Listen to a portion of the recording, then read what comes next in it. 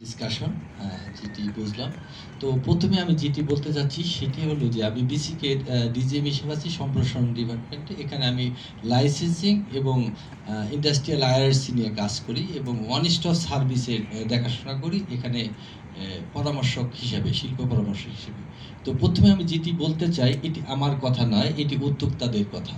যে উদ্যোক্তারা প্রতিনিয়তই আমার কাছে আসে। প্রতিদিনই দেখা যাচ্ছে যে তাদের এই গল্প বলে, দুঃখের গল্প, করুণ গল্প। এটা আমি আমার কথা বলছি না। সরি টু সে এখানে আমাদের স্যাররা আছেন।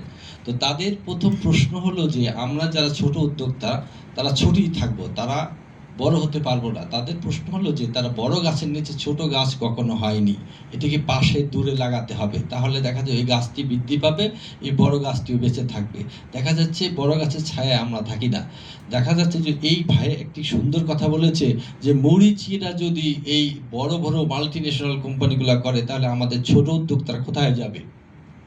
কারণ এই ছোট উদ্যোক্তা যারা আছে তারা হোমমেড ফুড তৈরি করে, যে আমরা বলি এসএমই বলি। এসএমই কিন্তু অনেক বড় জিনিস। আমাদের বেশিরভাগ কিন্তু মাইক্রো, কুটির তারা।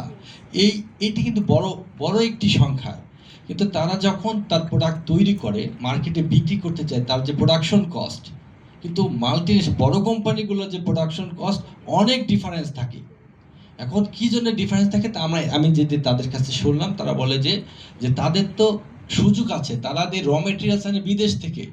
যখন আনে তাদের হয়তোবা এক্সপোর্ট ইকোনমিক জোনের মধ্যে তাদের ফ্যাক্টরি অবস্থিত, অথবা বাইরে থাকলে তারা ওখানে ইন্ডাস্ট্রিয়াল আইআরসি করে এত কাগজপত্র তাদের লাগে না, সরাসরি আইপি দিয়ে ইম্পোর্ট করে ফেলে। তাদের জন্য দেখা যায় এক এসএস কোড, একটি প্রোডাক্টের উপর ৩টি এসএস কোড মানে প্যারালালি তৈরি করে, যেখানে ডিউটি কম সেইটা দিয়ে নিয়ে আসে।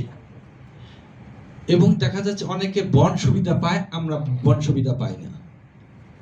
অনেকে দেখা যায় ইন্ডাস্ট্রিয়াল আইআরসিতে বেশি পরিমাণ সুযোগ পায়, আমরা পাই না। সেই ক্ষেত্রে তাদের যে প্রোডাকশন কস্ট সেটা অনেক কমে যায় এবং মিস ডিক্লারেশন থাকে অনেক সময়।